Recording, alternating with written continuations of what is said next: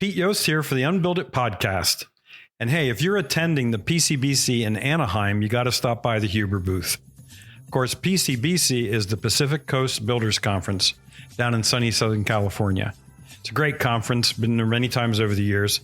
The Huber booth is number 213. And the famous, or the world famous Prove It Tour trailer will be at the show. And Steve and I are presenting on Strategy to Process. You can't miss that.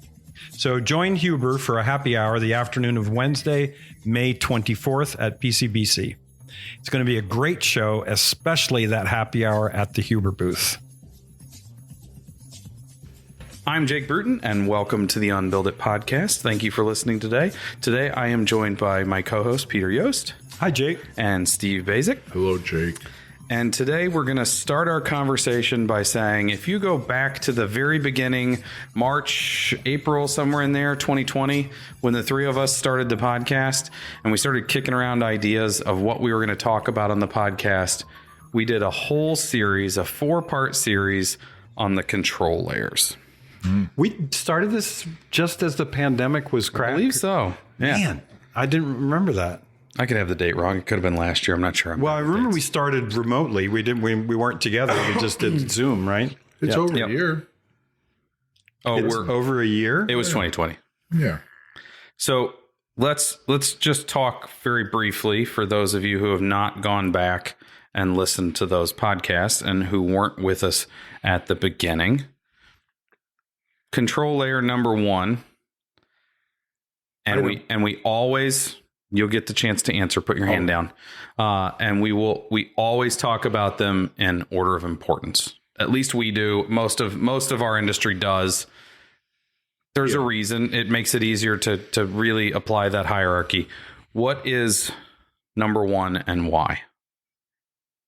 And now we're allowed Now to I'm raise calling our on hand? Steve. Sorry. Oh, water. Why? Actually, the correct answer is water. Bulk water? Bulk water. Bulk water is what you meant to say. Yes, that is. Okay. Thank you. Thank you, people. And why is it number 1 on our list? Number 1 killer of buildings. Because it is the thing that destroys our buildings the most. I I agree. feel like I'm at a judicial review here. Yeah. I can neither confirm nor deny. Okay, and I am completely in agreement with you there. Right. Although I didn't actively participate at that moment when it was defined, but that is what I believe to be true. Peter, double or nothing, do you want to take what number 2 would be? I'm terrified that I'm testifying as opposed to podcasting. But I believe that back in 2020, we decided that the second most important was the air control layer. And why? Yes, that would be correct, Peter. Because it's the second way that we can move water. Not quite as much as we can with bulk, but whenever we're moving air, we're moving water. So it's the double penalty of the energy loss associated with that airflow, as well as the potential for condensation. Okay. And I'm not condescending. I'm talking about you know what I'm saying. And so we could probably make an argument that it is like the single largest thing when it comes to efficiency of buildings. The host has 3 more minutes. Because if I'd like I have to cede my time. Okay. Because you could build a 2-foot thick wall, fill it full of incredible insulation, and then leave the window open, and now you have air leakage, and the temperature inside the room is going to be what the temperature is outside very quickly.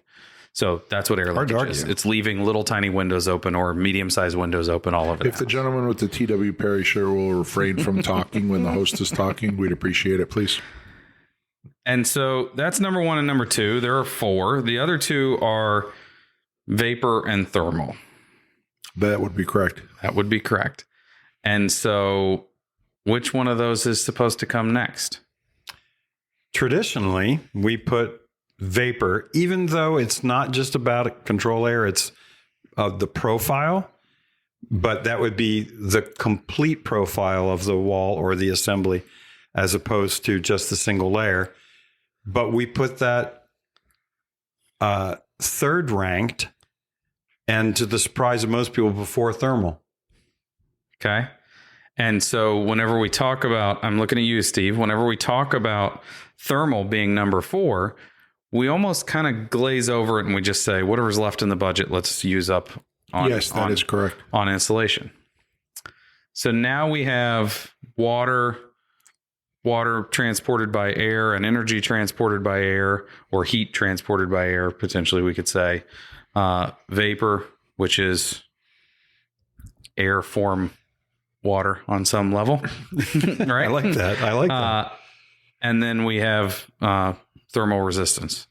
So my question to you, when we start talking about water, and you and I both, Steve, have the same perspective on this, like why the hell are we talking about vapor so much?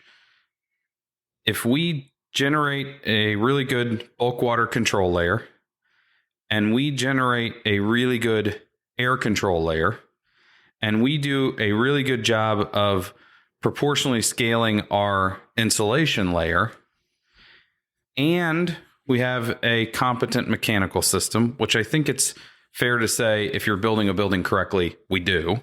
We have a competent HVAC system. I believe that to be correct. Why would vapor not be number 4? So my whole cross-examination here is, I think that I'm prepared to take the position that the 4 control layer order should be water, air, thermal, and then vapor, with the asterisk of, if you're building a house today, the mechanical system should be. Are you suggesting that we put this to a vote? Boy. I'm not ready to vote yet. I think that depends on who we're going to allow to vote. I think we should really mess with the whole building industry and move vapor to number 5. Still only have 4 control layers, but move it to number 5 and just put not used in parentheses in the number 3 slot. Placeholder. Just the number 3 slot, like not used. So it's a good way to screw with people. The high school that my wife used to teach at, they had senior pranks every year. And one year they convinced one of the teachers to let them into the building overnight, and they released goats number 1, 3, and 4 into the building. Like, they made a thing that Velcroed around the goat that had a number on it. And there was a goat with a number 1, a goat with a number 3, and a goat with a number 4. So Charlie, the janitor, was like, where the hell's number 2? They spent a day looking for goat number 2. That is really clever. It is genius. Whatever high schooler thought it up. Yeah. Wow. So tell me why I'm wrong. Or am I wrong? Well, I think the problem here is that we really should not be giving the rank to vapor of 3 as a control layer. It's not about managing how buildings get wet by vapor. It's about making sure that there's drying potential built in. So this gets back to Steve's point, which is we're not worried about vapor pressure or how vapor moves for getting the building wet. That is a really low priority. We're worried about the building can get wet in 3 or 4 different ways. But if the water gets inside an assembly, there's only one way it can dry, and that's by a diffusion gradient that moves that moisture out. It's going to have to evaporate. I would go out on a limb and say that the number 3 control layer is there to solve failures in number 1. Or number 2. Or number 2. Oh, interesting. So that's what I'm saying. We don't get water vapor unless you have air moving through the wall that's carrying moisture-laden air with it, or moisture-laden air, or we have a failure in our thermal layer. Like, let's talk about perfect wall for a second. Mm-hmm. So do we call that Stebrick's perfect wall? Do we call that Building Science Corp's perfect wall? I think that's kind of one and the same in our industry for the most part. I would call them one and the same. Okay. So walk us through what the perfect wall assembly is in there. In that, since you... I defer to Peter. He's testifying now. You're not willing to elaborate. This is not going to be used against you at some point. I'm just having fun ducking down to the microphone. The perfect building assembly is one in which you put the continuous insulation and air seal on the outside of the building and resist the temptation to fill cavities with insulation, because that leads to temperature change across the assembly, which is always a recipe for condensation. And the other thing about the perfect a building assembly. Is the air barrier on the outside or in the mid wall? Yeah. I don't think it really matters where that air control layer is. I always thought of the perfect wall as the extension of the persist system. Where all of the insulation is on the exterior of the building. So that you have some type of cavity. Then you have the air barrier / could be the water barrier. Then more insulation. And then kind of you finish the wall cosmetically. Yeah. The curious thing is that I think part of the name of perfect building assembly, or the most common would be the wall, is that you can build it in any climate and it performs optimally. Perfect. And it's the only configuration that you can take from climate to climate and you get excellent results. You'd probably just end up decreasing the amount of insulation on both sides of the air barrier. How much insulation, but the key thing is that it all be to the outside. No locations and it doesn't have to be a cavity. You know, in fact, I heard Joe argue or discuss with several building scientists, like if we could just build all walls out of masonry, you know, the structural part of the wall, you're forced to put all the insulation on the outside. So you have a higher capacity, doesn't care about water to the interior. And you can't, it's not that you resist the temptation to insulate the cavity. You can't. But didn't you just describe like most European wall systems? Absolutely. Right. Yeah. There's some kind of terracotta block or something that they lay up and then they put 6 or 8 inches of EPS on the outside of that. And the idea is if you warm your assembly so that it's conditioned similar to the people inside it, it'll last forever. So in other words, my building frame is no different than the dining room table. It is completely inboard of the insulation.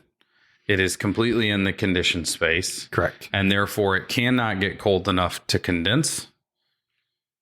So now vapor is not an issue with that wall. And it doesn't matter which way the diffusion gradient is running. It's still, the assembly is not going to care whether the vapor pressure is coming from the outside of the building during the summer or from the inside of the building during the winter.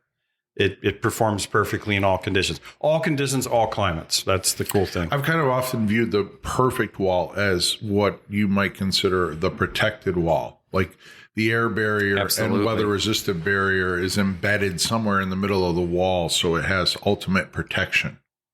So Jake, I have to admit that when you started to get all wonky about the prioritization order, I thought, I'm going to really struggle with this. But here's a new thought about how to rank these systems. I think that we need a new category of control, which is occupants.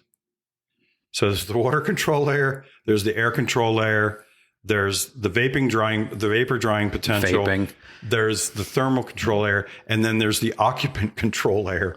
Which is me saying mechanicals as well. I mean, it's the same thing, right? Well, the mechanical is going to deal with the load that the occupant puts on the building, is my thought. Well, I guess what I'm saying is sort of like along the lines of how Joe thinks about buildings. If we could just keep those people out of it, we could eliminate a whole problem and a load.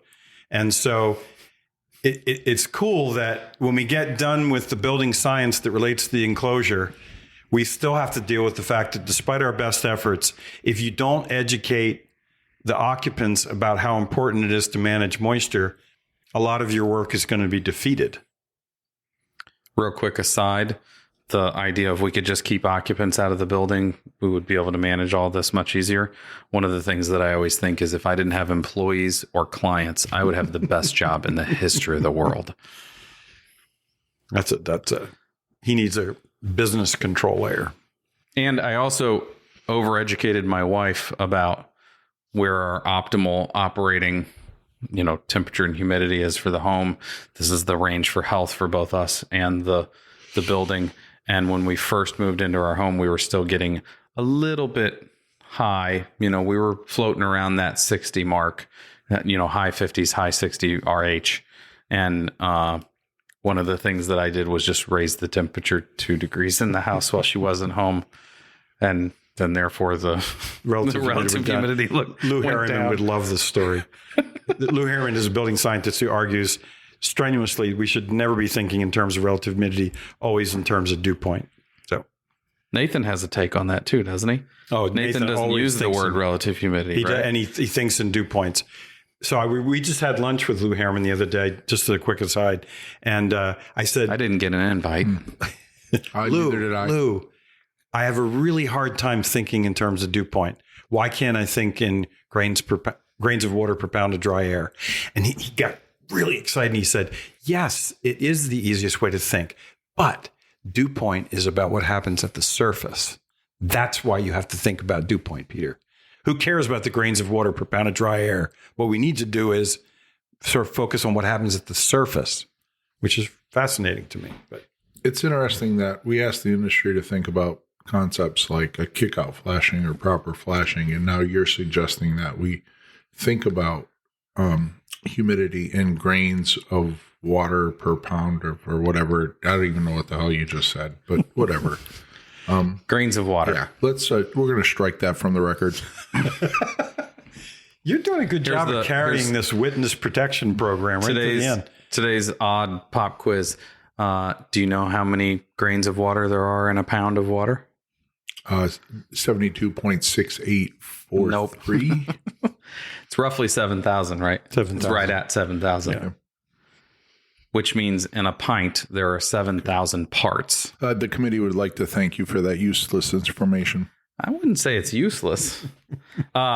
Peter, can you quote the how much moisture moves through drywall under regular sealed conditions versus the 1-inch hole over a season?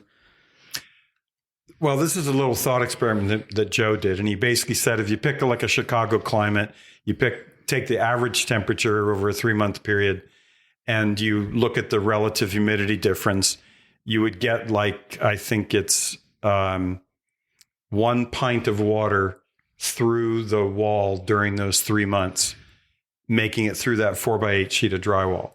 And if you cut a 1-inch hole in it, you could move like 90 pints of water through that in the same time. I remember it as an order of magnitude. Yeah. So essentially, although that would be two orders of magnitude times 100 almost. So in other words, air transported moisture is order of magnitude more damaging than vapor transported. Yeah, we have everybody thinks that you can get buildings into trouble with just like diffusive air movement, and it's just not the case. It's air leakage that we really need to worry about, of course. Okay, so I'm sitting with two guys that spent more than a decade each at BSC. Is that correct? Or you weren't quite there a year? I was there for 10 years. 4.5 years. Okay. That would be about correct. Okay.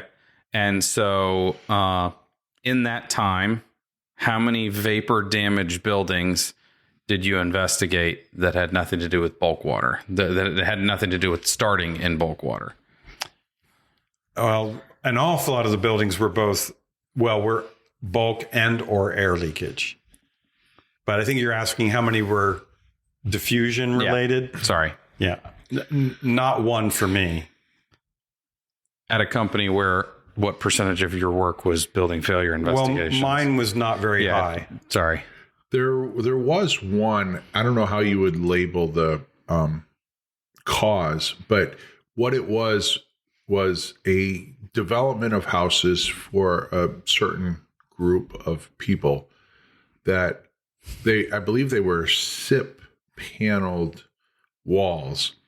And the issue was that because of the size of the house relative to the occupant load, which was relatively high, usually about somewhere around 5 or 6 people per like 1,200 square foot unit, that they were getting mold issues and condensation and stuff. And they did a lot of like ethnic cooking and stuff. So it was there was a lot of reasons that there were high levels of moisture in these small units, and they were having major mold problems. So is that a mechanical failure? Well, that's what I'm saying. It's not like quite a vapor problem, but it was a condensation issue, mold growth, water activity problem that was induced as a initial vapor form. So The other Just trying thing to is, make sure that we support my argument. That's all. I agree, because I would ask that question: how many houses have we ever seen that had a true vapor problem? and it's interesting because in order for that to happen, for it to be just related to vapor, that building would have to have a perfect air barrier, right? And that's just not what happens. I mean, you can have something that was severely aggravated by the diffusive forces because the concentration of water inside the building was so high, but you're never going to get a building where that's the only problem. It's going to have bulk water leaks and or air leaks. I think the committee is going to admit that vapor is not a sole problem to buildings. Joe's big exception would be unless it's an indoor swimming pool and or an ice rink. You know, they have vapor pressure differences where it you know, can be a dominant force, but not in I want to typical say buildings. I can't remember the story, but I remember him telling me it. And I can't remember the whole story, but Gus Handegord, that was like one of his major.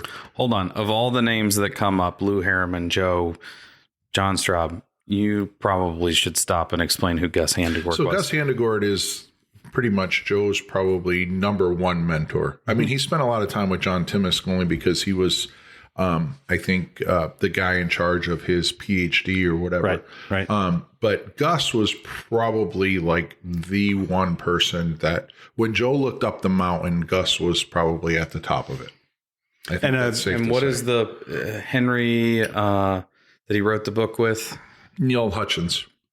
Is it Neil Yes, Hutchins? it's Handegord and Hutchins, wasn't it? Yep, I believe Okay. so. That's building science for I was cold coming up climate with Henry or north Guilford climate. in my head. No, for some Henry reason. Guilford is the plumber extraordinaire in Okay. New York City with what's her Okay. name, the architect, Okay. Christine That's right. Benedict. Christine Benedict. But Okay. that's Gifford. Gifford. Yeah, Henry Yeah. Gifford. And He the, did write and a the book. title of that book?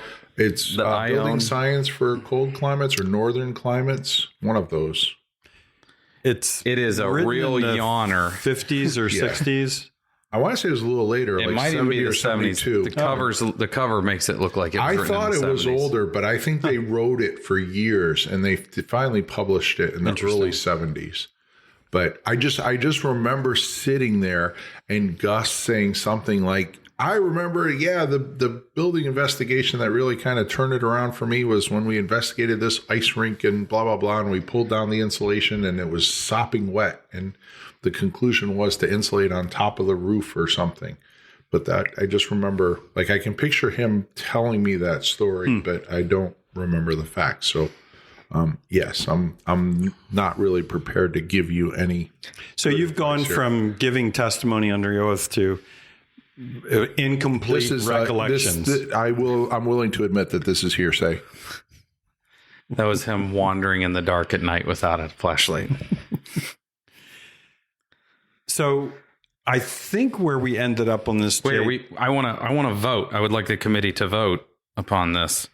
Are we voting I'm not about prepared to take a adding? vote. I'm not prepared to make a vote at this time. Are we adding an occupant control layer? Is that the vote? Or are we reordering the existing ones? I think for starters, the committee's priority here is just to reorder the control layers. I'll chairman concede. I'll would concede like to the to- man with the T.W. Perry jacket. I think I'll our go problem along. lies in that we got sort of sucked into thinking of vapor as a control layer, and it's not the same. I It's a can problem. tell you what I'm prepared to do, You have to continuously think about. sir. If you can, please refrain and give me my time. Thank you. I think what I'm prepared to do is suggest that the most important are 1 and 2. The order of 3 and 4, really, I don't give a hoot.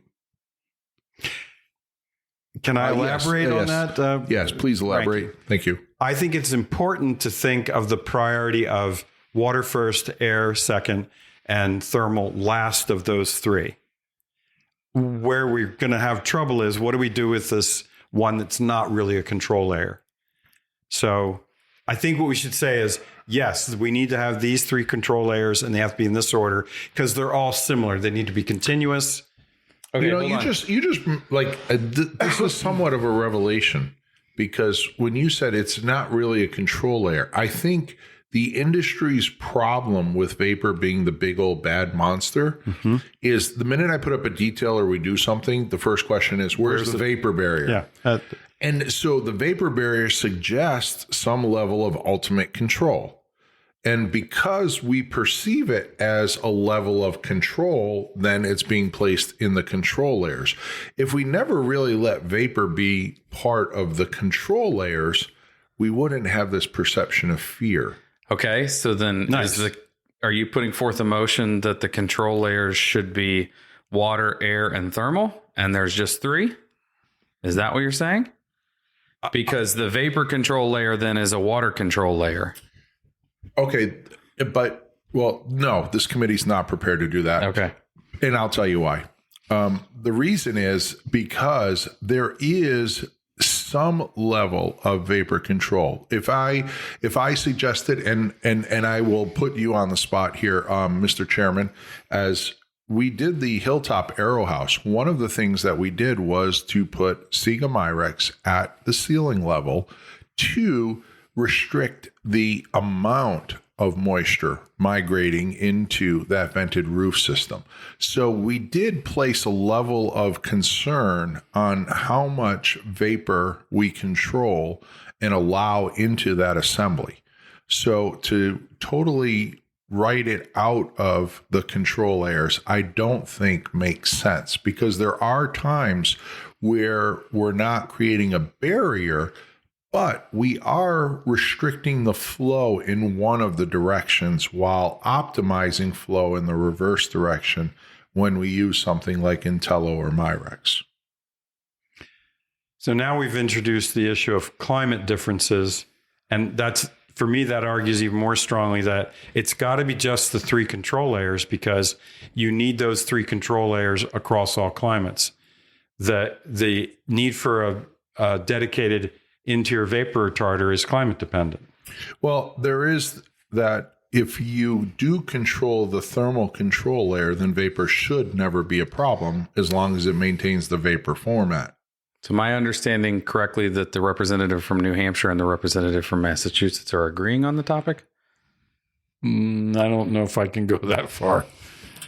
I'll have to consult with my constituents. The representative from Massachusetts is finding it hard to understand whether you're asking me that if I agree with the committee or the gentleman from New Hampshire. The gentleman from New Hampshire's position. What a ridiculous route this took. I would like to acknowledge to our listeners that we understand how stupid this got from that perspective, but the argument is still valid. That I think we made a lot of really good arguments and understanding in that the relevance of vapor, that while I don't think we can totally discard it, but I think we can heavily discount it. I think part of the difficulty with thinking of vapor as a control layer is it's about drying potential, not wetting. And you can only address drying potential with looking at many layers or all the layers. We're not going to be able to manage vapor for drying potential in one layer. It's got to be about all the layers. And so that's where, for me, it breaks down vapor as a... Yeah, because all of these are a vapor control layer.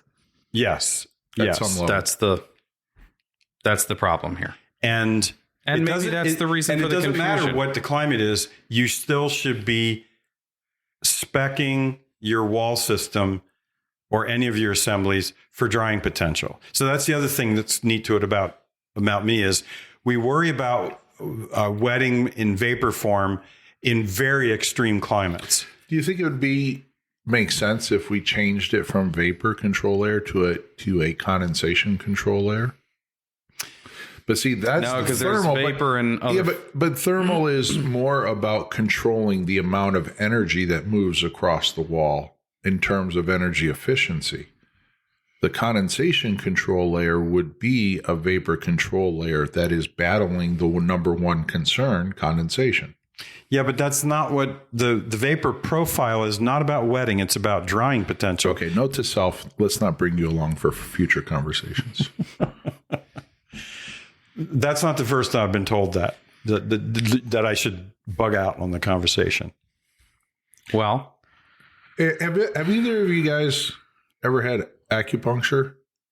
No.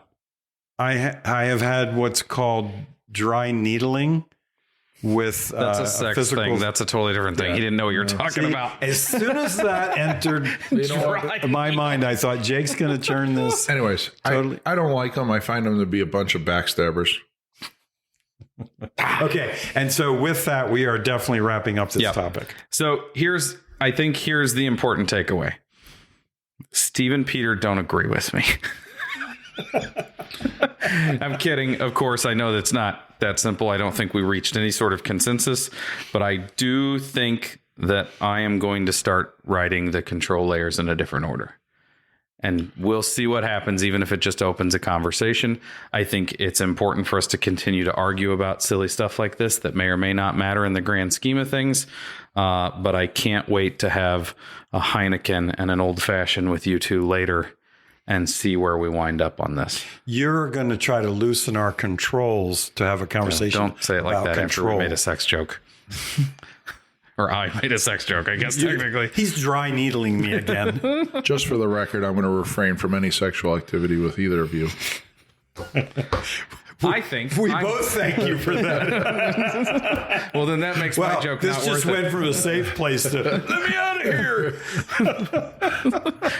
My joke was going to be about making statements that I wasn't prepared to stand behind. On that note, thank you for listening today. If you're watching on YouTube, smash that subscribe button, smash that like button, as Steve likes to say. Shoot us an email. If you agree with me, if you disagree with me, if you think we're missing the point, you think we're headed down the wrong argument, let us know. Tell us. That's why we have the email set up. And we will hold Steve completely responsible. So I think this committee is prepared to suggest that the questions email at questions@the Podcast is not only for questions, it's for discussion points. It could be for comments as well. Yes. Thank you. Here, here. Thank you, gentlemen. Thank you for joining me today. Auf Wiedersehen. Goodbye. Have a good day.